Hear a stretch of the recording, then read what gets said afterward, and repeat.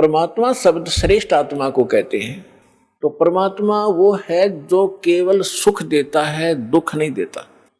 केवल एक सतलोक है, परम अक्षर ब्रह्म, उस उत्तम पुरुष का वो स्थान सतलोक है जहाँ दुख नाम की वस्तु नहीं, वहाँ जन्म, वहाँ मृत्यु नहीं, वृद्ध अवस्था नहीं और किसी चीज का अभाव नहीं।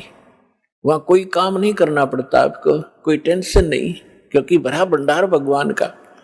अब जैसे ये सतलोक आश्रम वाला, ये मिनी सतलोक समझ लेना, उसकी रिहर्सल है, उसका एक सैंपल समझो। ये जैसे आप जी यहाँ आते हो, यहाँ आपको कोई टेंशन नहीं, खाने की, रुकने की, नहाने और धोने की। और सारा दिन आप तो एक हफ्ता रुकते हो, 4 दिन रुकते हो, 10 दिन रुकते हो, बना बना भोजन मिलता है, बिछे बिछाए मैट मिलते हैं, ऊपर पंखे चल रहे होते हैं, नहाओ धो, भगवान का भजन करो, चाहे 10 दिन रुको, आपको कोई टेंशन ही नहीं। और ये सतलोक के अंदर ये सुविधा उपलब्ध है। ये काल का लोक है, यहाँ भी हम इतनी सुविधा नहीं उपलब्ध करा सकते परमात्मा के बच्चों को। फिर भी हमारा जितना सामर्थ्य है कोशिश खूब करते हैं, क्योंकि सतलोक आश्रम बरवाला में आम आत्मा नहीं आ सकती, परमात्मा की विशेष लाडली आत्मा ही पहुंच पाती है। भले ही वो दुखी है चाहे सुखी है, फिर यहाँ सुखी करेगा उनको।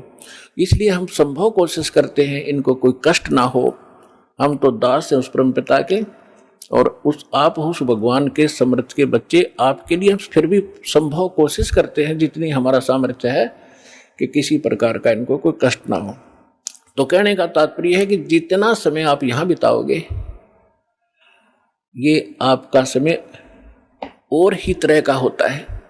यहाँ से जाते ही आप देखना, आश्रम से निकलते ही आपको कितनी टेंशन घेर लेती है, वो करना है, वो करना है, वहाँ जाना, उससे लेना, उसको देना, उसने ऐसे कर दिया। तो हम जब से सतलोक से निकले, हमारे साथ या बीमारी उसी समय चली गई है। अब हमने वही जाना है जहाँ कोई अभाव नहीं, वहाँ फलदार सदाबहार वृक्ष हैं, सदाबहार मेवे हैं।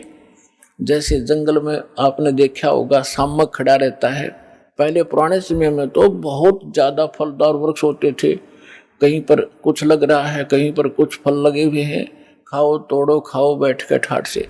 तो वहाँ सतलोक के अंदर आपको कोई काम नहीं है और सब चीज़ उपलब्ध है। तो कहने का भाव यह है कि वो सतलोक है उस परम पिता परमात्मा का, और वो भगवान परमात्मा है।